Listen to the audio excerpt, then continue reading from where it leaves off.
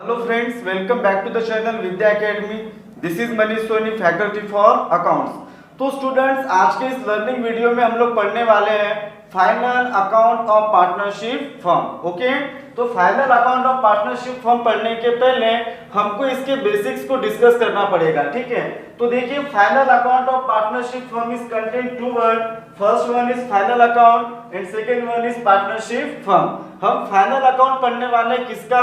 Partnership firm का। Okay, तो जो फाइनल अकाउंट है ये होता क्या है, ये समझने से पहले हमको ये समझना पड़ेगा कि फाइनल अकाउंट हम बनाते क्यों है, फाइनल अकाउंट बनाने के पीछे रीजन क्या है और फाइनल अकाउंट बनाने से हमको कौन कौन से एडवांटेज मिलेंगे।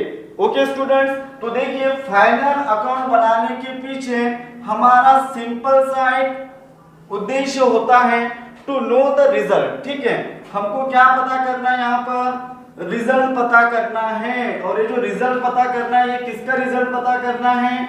बिजनेस का।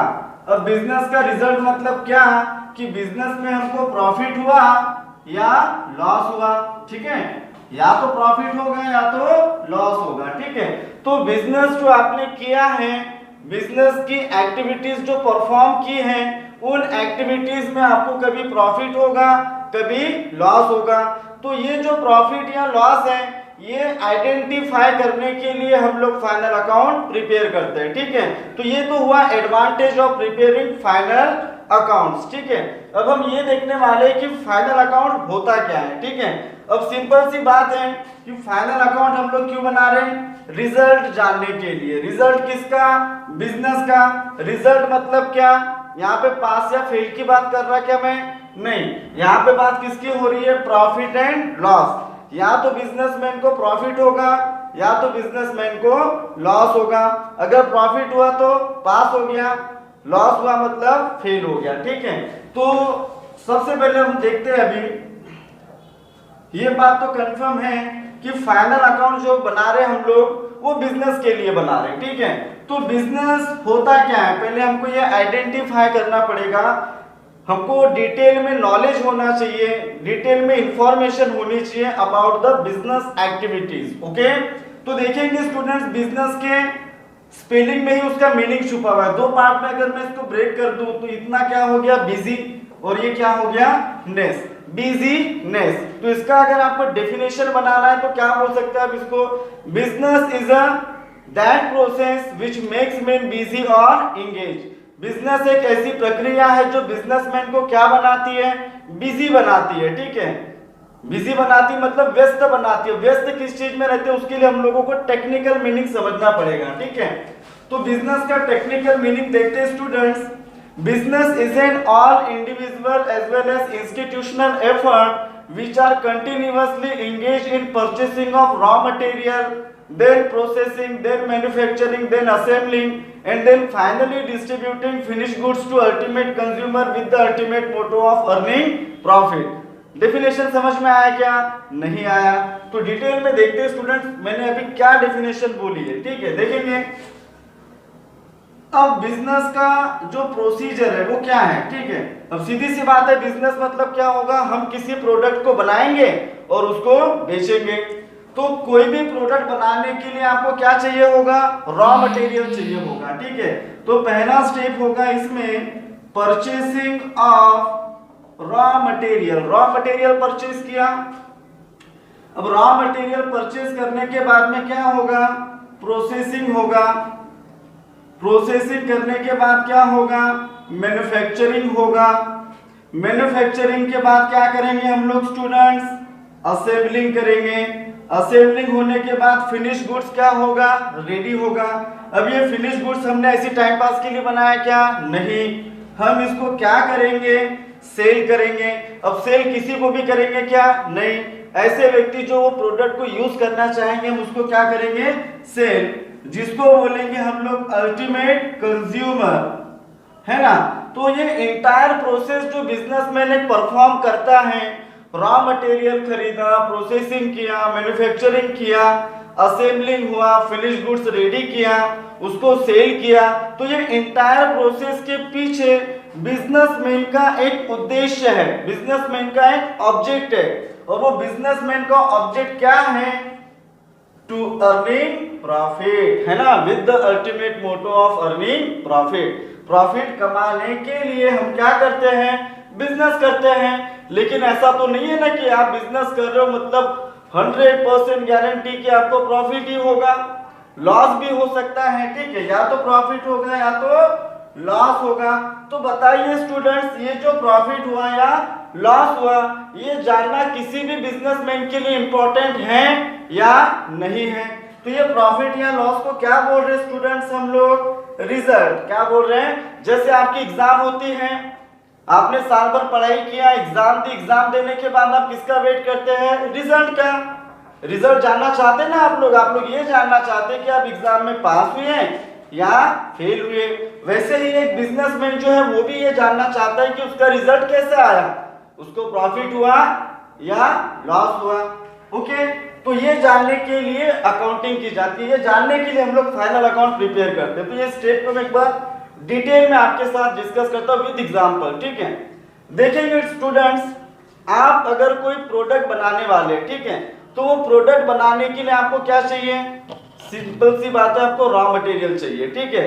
रॉ मटेरियल खरीद लिया, अब रॉ मटेरियल खरीदने के बाद क्या होगा, डायरेक्ट आप उसको यूज करेंगे क्या, नहीं, आप क्या करेंगे, प्रोसेसिंग। मान के चलिए आपकी एक ऑटोमोबाइल कंपनी है, आप एक मोटरसाइकिल बनाते हैं, ठीक है, एक बाइक बनाते हैं, तो बाइक बनाने के लिए आपको सबसे पहले क्या चाहिए होगा, रॉ मटेरियल चाहिए, है ना, प्लास्टिक चाहिए, उसके अलावा आपको स्टील चाहिए होगा। तो स्टील आपको डायरेक्टली उसी फॉर्म में मिलता है क्या, जमीन से जो स्टील निकालते हैं वो पत्थर के फॉर्म में होता है, और उसके ऊपर हम क्या करते हैं, प्रोसेसिंग करते हैं, मतलब कि उसको यूज करने के लायक बनाते हैं, ठीक है। और प्रोसेसिंग होने के बाद मैन्युफैक्चरिंग होती है। ऐसा तो नहीं है कि एक बहुत बड़ी सी मशीन है, आपने उसमें सभी मटेरियल डाल दिए और फिनिश गुड्स बनके डायरेक्ट बाइक बनके बाहर निकल गई, ऐसा होगा क्या, नहीं होगा।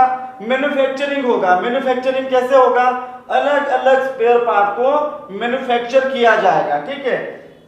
और मैन्युफैक्चर होने के बाद आप असेंबलिंग करेंगे। असेंबलिंग करेंगे मतलब हैंडल की जगह में हैंडल लगाएंगे, टायर्स की जगह में टायर लगाएंगे, सीट की जगह में सीट लगाएंगे, तब के जाके आपका जो फिनिश प्रोडक्ट है वो क्या होगा, रेडी होगा। अब ये जो फिनिश प्रोडक्ट आपने रेडी किया है, इस फिनिश प्रोडक्ट को आप गोडाउन में रखेंगे क्या, गोडाउन में तो रखेंगे, लेकिन आपने इस प्रोडक्ट को गोडाउन में रखने के लिए बनाया क्या, नहीं, आप इसको क्या करेंगे, सेल करेंगे।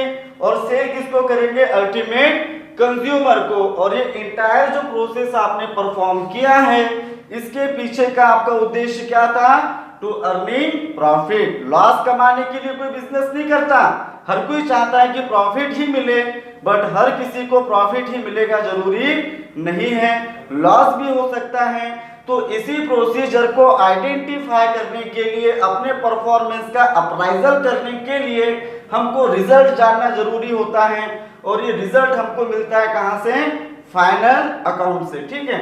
इतना क्लियर हुआ स्टूडेंट, बिजनेस क्या होता है समझ में आ गया। अब हम ये देखने वाले, बिजनेस को अभी मैं अकाउंट्स के साथ को रिलेट करूंगा, तो ध्यान दीजिएगा स्टूडेंट्स, ठीक है। देखेंगे जरा, आपने बिजनेस किया, रॉ मटेरियल खरीदा, प्रोसेसिंग किया, मैन्युफैक्चरिंग किया, असेंबलिंग हुआ, फिनिश गुड्स रेडी कर लिया, और फिनिश गुड्स को आपने गोडाउन में स्टोर भी कर दिया। तो इतना जो प्रोसेस आप देख रहे हैं, ये प्रोसेस कहलाता है प्रोडक्शन। क्या बोलेंगे हम इसको, प्रोडक्शन, ठीक बात है कि नहीं। अब बताइए, प्रोडक्शन हो गया, इसका मतलब ये थोड़ी कि आपने बिजनेस कर लिया, ठीक है।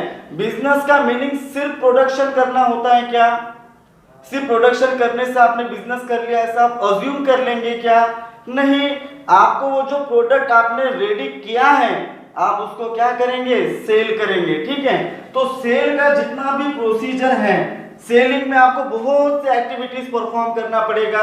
आप मार्केटिंग करेंगे, एडवर्टीजमेंट करना होगा, शोरूम्स बनाएंगे, शॉप्स बनाएंगे, प्रॉपर चैनल ऑफ डिस्ट्रीब्यूशन होगा, सप्लाई चेन होगा। तो बहुत बड़ा एक वास्ट एक्टिविटीज आपको परफॉर्म करना पड़ता है थ्रू सेलिंग एंड डिस्ट्रीब्यूशन, ठीक है।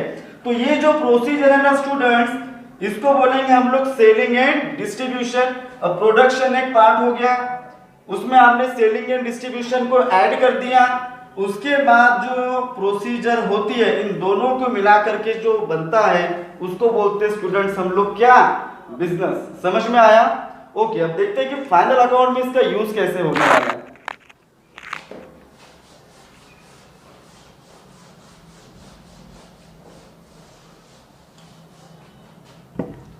देखिए स्टूडेंट्स, बिजनेस के सिंपली दो पार्ट होते हैं।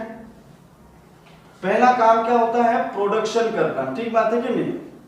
और दूसरा काम क्या होता है? सेलिंग एंड डिस्ट्रीब्यूशन, वस्तुओं को बनाना और वस्तुओं को बेचना। यही तो बिजनेस होता है ना। इसके अलावा भी आप बोल सकते हैं जो छोटे लेवल पर होता है, परचेसिंग एंड सेलिंग, वस्तुओं को खरीदना और वस्तुओं को बेचना, ये भी क्या कहलाता है? बिजनेस कहलाता है। ठीक है, तो देखेंगे स्टूडेंट्स अभी जो प्रोडक्शन होने वाला है, प्रोडक्शन मतलब मींस व्हाट? प्रोडक्शन का मतलब होता है निर्माण करना, वस्तुओं को बनाना, मैन्युफैक्चर करना। ठीक है, तो बताइए प्रोडक्शन ऐसे हो जाएगा क्या? जादू मंत्र से प्रोडक्शन होने वाला है क्या? ओम बट स्वाहा, आपने जो भी चीज है वो बना लिया, ऐसा नहीं होगा ना। प्रोडक्शन करने के लिए यू नीड द सिस्टम। सबसे पहले तो आपको फैक्ट्री चाहिए होगा, प्लांट एंड मशीनरी चाहिए होगा, है ना। इसके बगैर आप प्रोडक्शन कर सकते हैं क्या? नहीं कर सकते। ठीक बात है कि नहीं? तो प्रोडक्शन से रिलेटेड, फैक्ट्री से रिलेटेड जितना भी एक्टिविटीज होगा, ये एक पार्ट है। और दूसरा part means what? Selling and distribution. अब सेलिंग एंड डिस्ट्रीब्यूशन किसके थ्रू होगा स्टूडेंट्स? शॉप, शोरूम्स, ऑफिस, है ना, इंटायर चैनल ऑफ डिस्ट्रीब्यूशन। ठीक बात है कि नहीं? मतलब वो प्रोडक्ट को आप जब फाइनल कस्टमर तक पहुंचाएंगे, वहां तक का जितना भी एक्टिविटी है वो सेलिंग एंड डिस्ट्रीब्यूशन में आएगा। स्टूडेंट समझ में आ गया? तो देखेंगे अभी आप इसको, इतना समझ में आया, इतना ध्यान में रखिए। ठीक है, अब देखो जब हम लोग फाइनल अकाउंट बनाते हैं तो उसके सॉल्यूशन में हमको 3 स्टेटमेंट बनाने होते हैं। सबसे पहले बनाते हैं हम लोग ट्रेडिंग अकाउंट, दूसरा बनाते हैं प्रॉफिट एंड लॉस अकाउंट, और तीसरा जो स्टेटमेंट हम लोग प्रिपेयर करते हैं that is balance sheet. Okay, तो यहाँ पे देखेंगे स्टूडेंट, सबसे पहले मैं ट्रेडिंग अकाउंट को आपके साथ डिस्कस करूंगा, then profit and loss account को। ठीक है, देखिए बिजनेस क्या है? प्रोडक्शन एंड डिस्ट्रीब्यूशन, वस्तुओं को बनाना और वस्तुओं को बेचना। ठीक बात है कि नहीं? और प्रोडक्शन कहाँ पे होगा? फैक्ट्री में। सेलिंग एंड डिस्ट्रीब्यूशन किसके थ्रू होगा? Shop, showroom and office. ठीक है, तो प्रोडक्शन से रिलेटेड जितने भी ट्रांजैक्शन है, फैक्ट्री से रिलेटेड जितने भी ट्रांजैक्शन है, परचेसिंग से रिलेटेड जितने भी ट्रांजैक्शन है, इसको हम एक सेपरेट अकाउंट में रिकॉर्ड करेंगे जिसको बोला जाएगा ट्रेडिंग अकाउंट। समझ में आया? ऐसे सभी ट्रांजैक्शन जो कि किससे रिलेटेड थे? प्रोडक्शन से, परचेसिंग से, फैक्ट्री से, है ना, इसको कहां पे रिकॉर्ड करने का? ट्रेडिंग अकाउंट में। वैसे ही अब ऐसे सभी ट्रांजैक्शन जो selling, distribution, marketing, advertisement, shop, showroom, office से रिलेटेड जितने भी ट्रांजैक्शन होंगे उसको स्टूडेंट्स हम लोग रिकॉर्ड करेंगे प्रॉफिट एंड लॉस अकाउंट में। समझ में आया? मतलब किसी भी प्रोडक्ट को बनाने से लेकर के उसको बेचने तक का जितना भी प्रोसीजर है, प्रोडक्ट को बनाने से लेकर के प्रोडक्ट को बेचने तक का जितना प्रोसीजर है, उसको आप 2 पार्ट में ब्रेक करेंगे। ठीक है, पहला पार्ट कौन सा? रिलेटेड टू द प्रोडक्शन, और दूसरा पार्ट कौन सा? Related to the selling and distribution. समझ में आया? अगर प्रोडक्शन से रिलेटेड है तो वो ट्रेडिंग अकाउंट में, सेलिंग एंड डिस्ट्रीब्यूशन से रिलेटेड है तो प्रॉफिट एंड लॉस अकाउंट में। क्लियर? समझ में आ गया? Trading account and profit and loss account. अभी हम ये देखने वाले स्टूडेंट्स की बैलेंस शीट क्यों बनाते हैं। सर ये तो बिजनेस के 2 पार्ट थे, इसमें हमने समझ लिया। ठीक है, बैलेंस शीट क्यों बनाते हैं? देखेंगे स्टूडेंट, जब हम लोग प्रोडक्शन करेंगे और जब हम लोग सेलिंग एंड डिस्ट्रीब्यूशन करेंगे तो ये जो पूरा कोर्स ऑफ एक्शन है, ये जो पूरा प्रोसीजर है, इस प्रोसीजर में बहुत सी असेट्स और बहुत सी लायबिलिटीज क्या होती है? जनरेट होती है। तो उसका भी हमको हिसाब किताब रखना होता है, और उसके लिए जो हम फाइनेंशियल स्टेटमेंट प्रिपेयर करते हैं उसको बोला जाता है स्टूडेंट्स बैलेंस शीट। ओके, अब हम इसका डिटेल फॉर्मेट देखने वाले हैं, पहले ट्रेडिंग अकाउंट का, प्रॉफिट एंड लॉस अकाउंट का एंड बैलेंस शीट का। ओके, अभी देखने वाले हम लोग फॉर्मेट। और फॉर्मेट देखने वाले सबसे पहले ट्रेडिंग अकाउंट का, ठीक है। तो जैसे मैंने आपको बताया कि ट्रेडिंग अकाउंट में आपको लिखना क्या है, कौन से ट्रांजैक्शन आप रिकॉर्ड करेंगे, ठीक है। ऐसे सभी ट्रांजैक्शन जो कि प्रोडक्शन से फैक्ट्री से रिलेटेड है वो ट्रांजैक्शन को आप रिकॉर्ड करेंगे कहां पर, ट्रेडिंग अकाउंट में, ठीक है। फॉर्मेट देखिए, ट्रेडिंग अकाउंट लिखना है आपको फॉर द ईयर एंडेड, मतलब जो भी ईयर एंडिंग होगा आपका 31 मार्च जो भी ईयर होगा वो आप लिखेंगे। पर्टिकुलर अमाउंट दो साइड होते हैं इसके, लेफ्ट साइड और राइट साइड। तो लेफ्ट साइड को बोलते हैं डेबिट साइड और इसको बोलते हैं हम लोग क्रेडिट साइड, ठीक है। तो जितने भी ट्रांजैक्शन है जो कि रिलेटेड होंगे आपके प्रोडक्शन फैक्ट्री से उसको आप लोग ट्रेडिंग अकाउंट में रिकॉर्ड करेंगे। अगर वो एक्सपेंसेस है तो डेबिट में लिखना, और अगर वो इनकम और प्रॉफिट है तो क्रेडिट में लिखना है, क्योंकि हम लोगों को नॉमिनल अकाउंट का रूल पता है, expenses and losses are debit, income and gain are credit. तो देखेंगे स्टूडेंट्स एक एक करके फॉर्मेट डिस्कस करते हैं हम लोग। देखिए सबसे पहले लिखा हुआ है ओपनिंग स्टॉक, है ना। ओपनिंग स्टॉक के बाद लिखा हुआ है परचेज, उसके बाद है परचेज रिटर्न, क्रेडिट साइड में देखेंगे आप लोग सेल्स रिटर्न, ओके। और क्लोजिंग स्टॉक भी दिया है स्टूडेंट्स, तो एक एक करके डिस्कस करते हैं हम लोग। सबसे पहले मैं ये जो 4-5 टर्म्स है वो क्लियर करना चाहूंगा।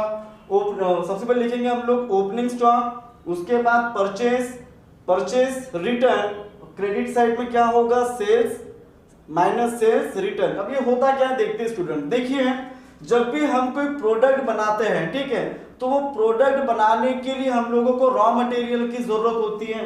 फॉर एग्जांपल 2010 से लेकर के 2011 में, है ना, 1 अप्रैल 2010 से लेके 31 मार्च 2011 तक मैंने बिजनेस किया, ठीक है।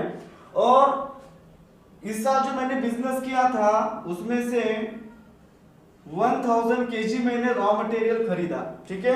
अब 1000 kg का जो रॉ मटेरियल खरीदा उसमें से 800 kg का रॉ मटेरियल क्या हो गया स्टूडेंट्स, यूज हो गया।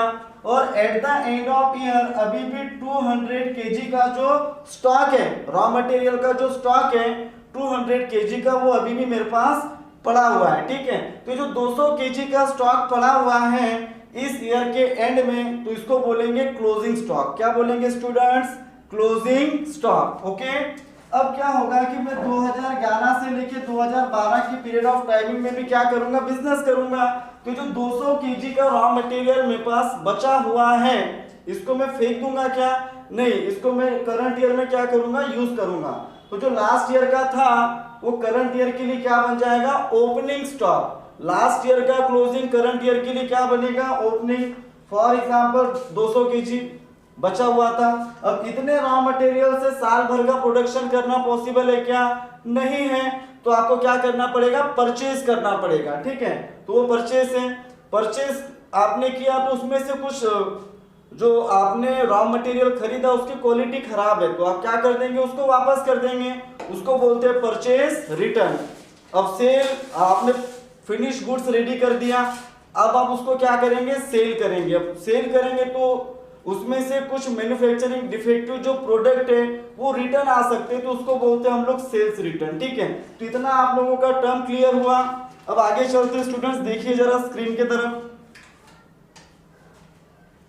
फिर दिया हुआ students carriage inward. Carriage inward का मीनिंग क्या होता है कि जब रॉ मटेरियल हम लोग खरीद कर लेकर आते हैं फैक्ट्री के लिए तो उसके लिए किसी न किसी व्हीकल का यूज होता है, और वो जो व्हीकल का यूज होता है उसके लिए जो खर्चा हम लोग देते हैं उसको बोलते हैं कैरेज इनवर्ड, ठीक है। अगर वो कैरेज आउटवर्ड हुआ तो उसको क्या बोलेंगे स्टूडेंट्स, हम लोग प्रॉफिट एंड लॉस में लिखेंगे, क्योंकि वो सेलिंग एंड डिस्ट्रीब्यूशन से रिलेटेड होगा।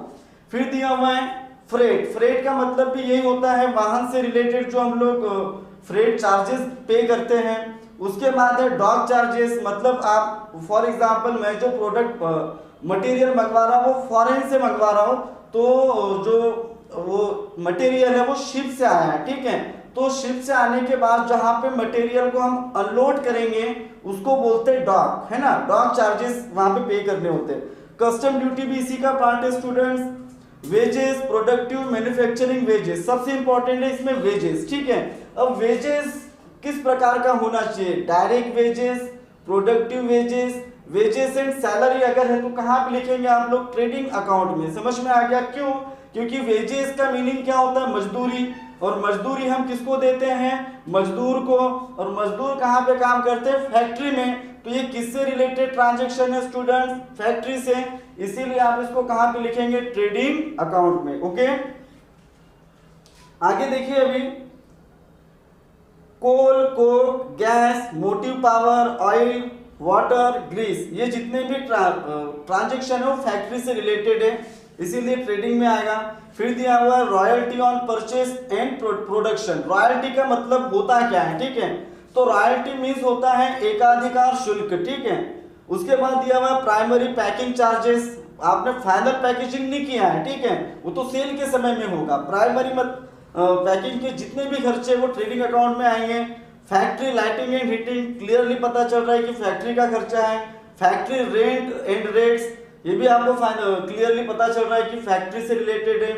Factory insurance, work manager salary, ये सब चीजें। ओके स्टूडेंट्स, अब चलते हम लोग क्रेडिट साइड के तरफ। Goods loss by fire. Goods loss by fire means what, आपने अपने गोडाउन में गुड्स रखे थे, वहां पे आग लग गई, ठीक है। आग लगने की वजह से वो जितने भी गुड्स थे वो जल के राख हो गए, तो उसको तो कायदे से कहाँ लिखना चाहिए, डेबिट में, है ना, डेबिट में लिखना चाहिए, क्योंकि आपको रूल पता है expenses and losses are debit. But यहाँ पे जो रूल अप्लाई होता है वो रियल अकाउंट का होता है, क्योंकि गुड्स क्या है, रियल अकाउंट में आता है, ठीक है। इसीलिए आप इसको क्या करेंगे, what comes in debit what goes out credit. अगर आग लग गई तो गुड्स आएंगे कि जाएंगे, गुड्स जाएंगे, इसीलिए उसको हम क्रेडिट साइड में लिखते हैं स्टूडेंट्स, ठीक है। और आग लगने की वजह से जितना लॉस होगा, है ना, वो लिखेंगे हम लोग प्रॉफिट एंड लॉस अकाउंट में, ठीक है। फिर देखिए students, goods lost in accident, goods distributed as a free sample, goods withdraw by the partner, ये सभी चीजें हम लोग कहाँ पे लिखेंगे, क्रेडिट साइड में, ठीक है। अब ट्रेडिंग अकाउंट में आपने सब रिकॉर्ड करने के बाद आपको करना क्या है, ट्रेडिंग अकाउंट को क्लोज करेंगे। इधर का टोटल किया आपने, क्रेडिट का डेबिट का भी टोटल किया, तो credit is the income side and debit is the expenditure side. तो क्या करना है आपको, क्रेडिट का टोटल ज्यादा है और डेबिट का टोटल कम है, तो इधर में क्या निकलेगा स्टूडेंट्स, बैलेंस निकलेगा, जिसको नाम देंगे हम लोग ग्रॉस प्रॉफिट। क्या बोलेंगे स्टूडेंट्स, ग्रॉस प्रॉफिट। ओके, और अगर डेबिट का टोटल ज्यादा है और क्रेडिट का कम है तो बैलेंस किधर में निकलेगा, क्रेडिट में, तो इसको बोलेंगे ग्रॉस लॉस। ओके, ये था ट्रेडिंग अकाउंट। अभी देखने वाले हम लोग प्रॉफिट एंड लॉस अकाउंट का फॉर्मेट।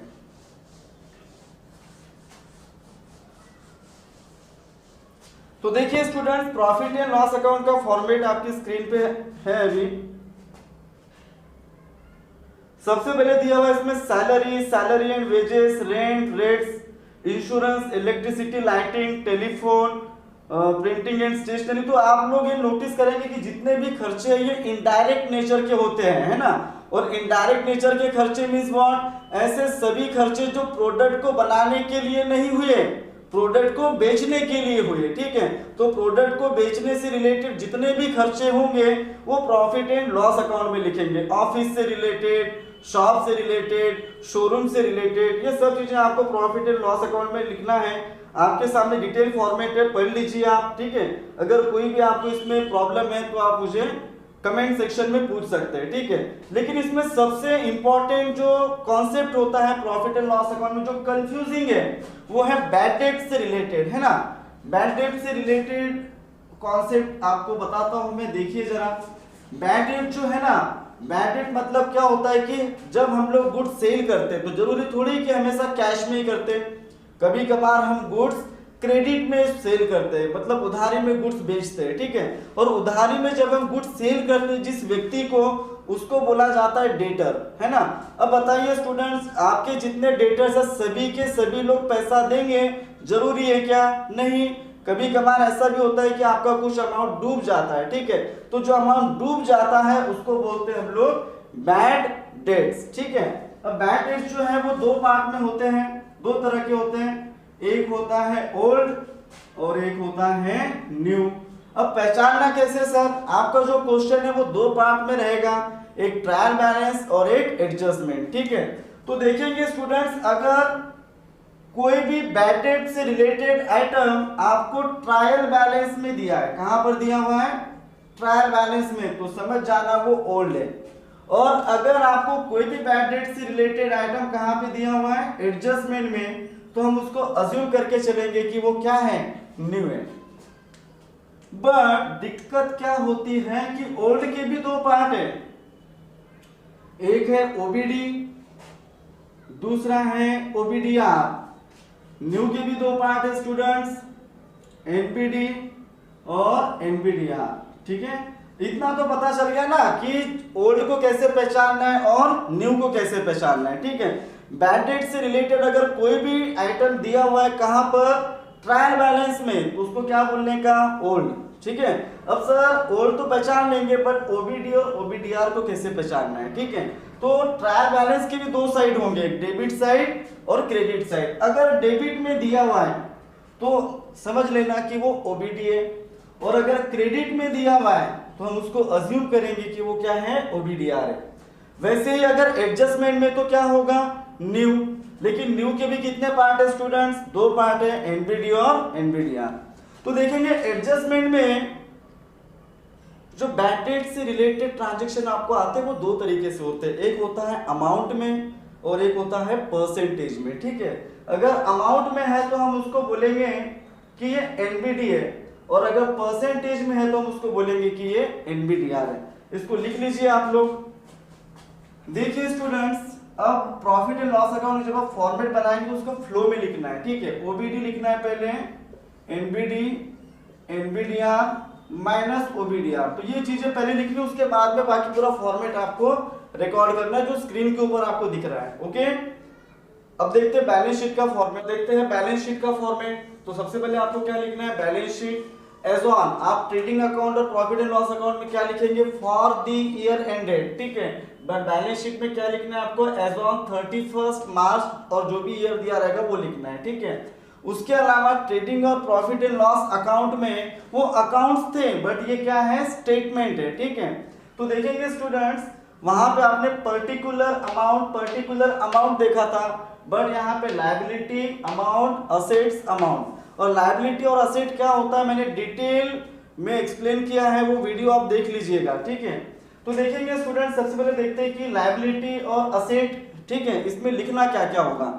अब जैसे आपको पता है कि हम फाइनल अकाउंट किसका पढ़ रहे हैं, पार्टनरशिप का। ठीक है, पार्टनरशिप का फाइनल अकाउंट पढ़ रहे हैं, तो पार्टनरशिप के बारे में थोड़ा सा आइडिया होना चाहिए। पार्टनरशिप क्या है, it is an agreement between two और मोर पर्सन। एक प्रकार का एग्रीमेंट होता है दो या दो से अधिक लोगों का। जब कोई दो लोग मिलकर के, दो से अधिक भी होते हैं लेकिन मिनिमम अगर दो लोग मिलकर कोई बिजनेस करते हैं तो उसको बोलते हैं पार्टनरशिप। ठीक है, तो पार्टनरशिप से रिलेटेड होगा क्या, मान के चलिए दो लोग हैं, एक है मिस्टर ए और एक है मिस्टर बी। इन दोनों ने मिलकर के एक बिजनेस शुरू किया। ठीक है, अब बिजनेस शुरू किया तो मिस्टर ए ने इन्वेस्ट किए 1 लाख रुपए और मिस्टर बी ने भी इन्वेस्ट किए कितने, 1 लाख रुपए। और ये पूरा जो 2 लाख रुपए का अमाउंट है वो किसको दिया, बिजनेस को दिया। ठीक है, तो फॉर एग्जांपल, तो बताइए स्टूडेंट्स, 1 लाख रुपए किसने दिए हैं, ए ने, और 1 लाख रुपए किसने दिए हैं, बी ने। और ये दोनों भी कौन है, पार्टनर है, मतलब कि बिजनेस के ओनर्स है। ठीक है, तो बताइए स्टूडेंट्स, बिजनेस में क्या आया, आप बोलेंगे सर बिजनेस में कैपिटल आया, बट ऐसा नहीं है, बिजनेस में क्या आया, कैश आया। ठीक है, अब देखेंगे स्टूडेंट्स, कैश कितना आया आपके पास, 2 लाख रुपए का कैश आया। ठीक है, तो जब ये 2 लाख रुपए का कैश का इनफ्लो होगा तो अकाउंट्स आपको पूछेगा कि बताइए भाई साहब ये 2 लाख रुपए आया कहां से, रीजन पूछेगा ना, आपको रीजन बताना पड़ेगा ना आपको कि 2 लाख रुपए आए कहां से। तो आप क्या लिखेंगे कि कैपिटल मिला, क्या मिला, कैपिटल। ऑनर ने जो भी पैसा इन्वेस्ट किया है बिजनेस में, चाहे वो कैश हो या किसी प्रकार का कोई असेट हो, उसको क्या बोलते हैं स्टूडेंट्स हम लोग, कैपिटल।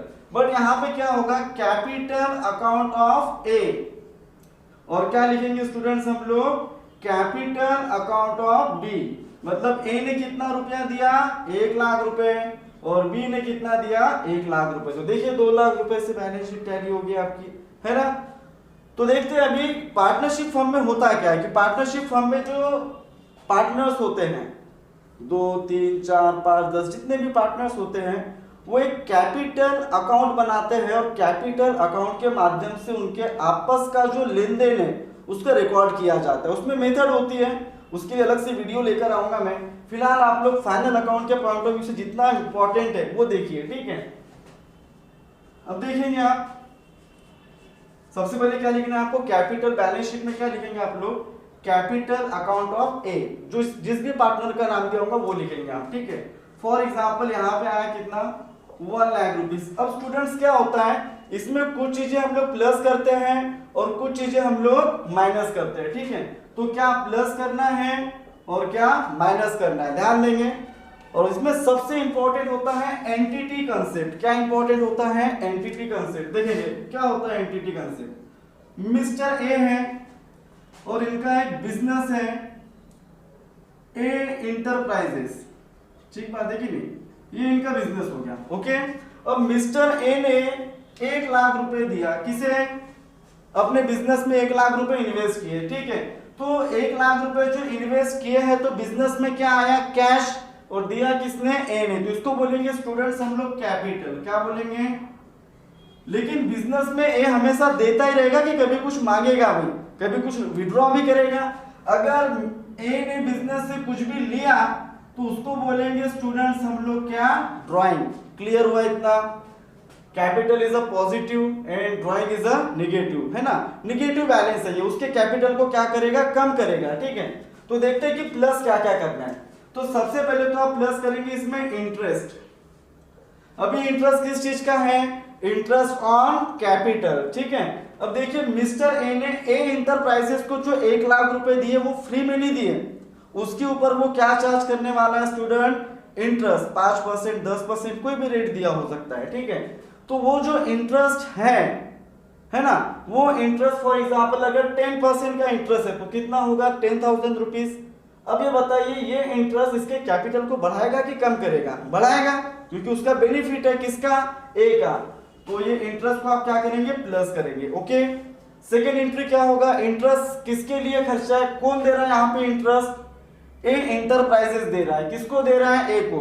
और देखेंगे स्टूडेंट्स यहाँ पे जो अकाउंटिंग हम लोग कर रहे हैं वो ए के लिए कर रहे हैं कि ए इंटरप्राइजेस के लिए कर रहे हैं, इंटरप्राइजेस के लिए, ठीक है। बिजनेसमैन की अकाउंटिंग नहीं होगी, बिजनेस की अकाउंटिंग कर रही, बिजनेसमैन ने अपने घर पे क्या किया उससे हमको लेना देना नहीं है, बिजनेस में क्या हो रहा है, दैट इज इंपॉर्टेंट थिंग, ठीक है। तो वही ट्रांजैक्शन को आप रिकॉर्ड करेंगे। उसके अलावा आप प्लस करेंगे सैलरी, और क्या प्लस करेंगे स्टूडेंट्स, कमीशन, और क्या प्लस करेंगे, नेट प्रॉफिट, ठीक बात है कि नहीं। तो इंटरेस्ट समझ में आ गया। उसके बाद देखते हैं सैलरी क्या होता है। अब ए इंटरप्राइजेस बहुत बड़े लेवल का बिजनेस नहीं है, छोटे लेवल का बिजनेस है, ठीक है। तो वहां पर मैनेजर की जरूरत है, और तो मिस्टर ए ने यहाँ पर एज अ मैनेजर काम किया, ठीक है। तो ऑब्वियस सी बात है ए इंटरप्राइजेस को सैलरी पे करेगा कि नहीं करेगा, करेगा। लेकिन ये सैलरी और जो एम्प्लॉयज को दी जाने वाली सैलरी है दोनों में अंतर है। ये जो सैलरी आप दे रहे हैं वो किसे दे रहे हैं, बिजनेस के ऑनर को दे रहे हैं, ठीक है। तो कैपिटल में प्लस करने का, ओके।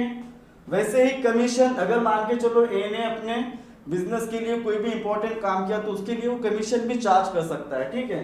तो कमीशन को भी क्या करने का, प्लस, क्योंकि ये कैपिटल को इंक्रीज करेगा। और वैसे ही नेट प्रॉफिट, बिजनेस हो गया, बिजनेस होने के बाद में प्रॉफिट मिला, तो वो जो प्रॉफिट मिला है वो किसी एक का होगा कि जितने पार्टनर है वो पार्टनर आपस में बांटेंगे, जितने भी पार्टनर्स है वो आपस में क्या करेंगे, डिस्ट्रीब्यूट करेंगे, ठीक है। तो इसका जो भी शेयर होगा आप इसमें क्या करेंगे, प्लस करेंगे। समझ में आ गया इतना। अब देखते हैं कि सर हमेशा क्या बढ़ाने वाली चीजें हमेशा थोड़ी होगी, है ना। आप इसमें क्या करेंगे, फिर ड्राइंग देखेंगे, ठीक है। बिजनेस से हम बहुत सी चीजें विड्रॉ भी करते हैं, ठीक है। अब ड्राइंग कितने तरह का हो सकता है, मेजरली 2 तरह का होता है, पहला कैश का और दूसरा गुड्स का। अब देखिए ए ने बिजनेस किया, अब भैया ए के घर में भी उसके बीवी बच्चे हैं, उसको अपने घर के खर्चे चलाने हैं, और घर के खर्चे चलाने हैं तो वो पैसा उसके पास आएगा कहाँ से, सीधी सी बात है ना, पैसा तो अपने बिजनेस से ही निकालेगा। लेकिन अगर अपने बिजनेस से पैसा निकालता है तो उसका हिसाब रखना पड़ेगा आपको, और उसको बोला जाएगा ड्राइंग, क्योंकि बिजनेस के मालिक ने अगर बिजनेस को कुछ दिया तो उसको बोलने का कैपिटल, और बिजनेस से कुछ निकाला तो उसको बोलने का ड्राइंग। और ड्राइंग कितने तरह का, 2 तरह का, पहला कौन सा, कैश, और दूसरा कौन सा, गुड्स। ओके, तो अगर आपने कैश विड्रॉ किया तो कैश में लिखने का, अब कैश विड्रॉ करेंगे क्या, गुड्स भी विड्रॉ कर सकते हैं, ठीक है, तो गुड्स विड्रॉ किए तो गुड्स के इसमें लिखने का, ठीक है। फिर होता है इंटरेस्ट। सर क्या इंटरेस्ट बता रहे हो आप बार बार, है ना, तो बेटा ये इंटरेस्ट ऑन कैपिटल था और ये इंटरेस्ट ऑन ड्राइंग है। अभी ए इंटरप्राइजेस जो है ना वो बदला लेने वाला है, किससे, ए से, कि बोले आपने जब कैपिटल दिया तो बोले इंटरेस्ट मांगा, बोले आपने भी जो ड्राइंग लेके गए तो उसके ऊपर भी हमको क्या चाहिए, इंटरेस्ट चाहिए, ठीक है, तो ये इंटरेस्ट को भी यहाँ पे लिखेंगे। बट ये कैपिटल का था तो उसके कैपिटल को इंक्रीज कर रहा था इसीलिए हमने प्लस किया, बट ये ड्राइंग का इंटरेस्ट है तो इसको माइनस करेंगे, क्यों, क्योंकि ये इसके कैपिटल को डिक्रीज करेगा। ओके,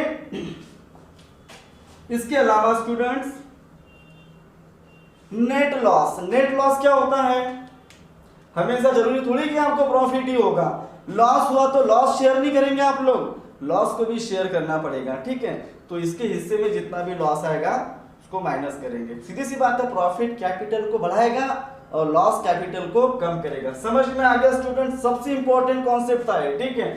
अब ये जितने भी पार्टनर होंगे सभी का अलग अलग, जैसे कैपिटल अकाउंट ऑफ ए तो वैसे मैं लिखूंगा यहाँ पर capital account of B, same thing, ठीक है। जो अगर प्रॉब्लम देखेंगे हम लोग तब आपको और क्लियरिटी आएगी। इतना क्लियर हुआ। इसके अलावा बहुत सी लायबिलिटीज होती है, देखेंगे बैलेंस शीट का इक्वेशन क्या होता है स्टूडेंट्स, देखिए जरा, कैपिटल प्लस